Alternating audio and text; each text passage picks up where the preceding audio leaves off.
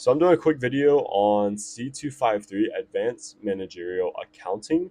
Not gonna lie, this course is tougher than some of those other courses. It's gonna take more than 1 to 2 days to get through just from studying some new concepts and having to actually do some like math and computing to get your answers. This test takes a lot longer to get through as well since you have to do so much work during the test. So expect maybe up to 2 hours of actual test time trying to get through everything. Make sure you do the practice questions in the SharePoint. This is the biggest advice I can give you.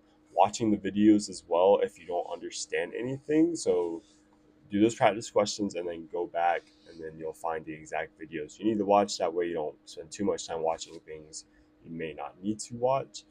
The questions in the SharePoint are extremely similar to the ones on the pre-assessment. And if you can understand and do everything on the pre-assessment, you're going to ace the OA. They're very, very similar. So I can't emphasize the importance of being able to do every question on that PA and then solve the ones you miss afterwards successfully.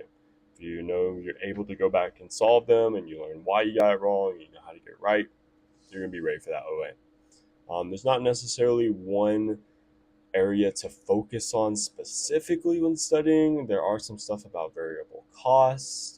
You want to be careful about not including depreciation in the MPV calculations. It's a non-cash charge. And then have a good handle on significance of variances.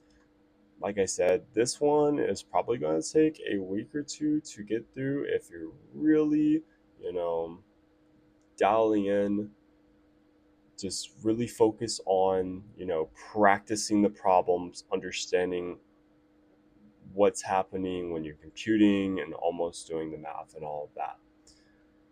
Thanks for watching. Make sure to like and sub. Let me know if you guys have any questions about this one, and good luck on C253.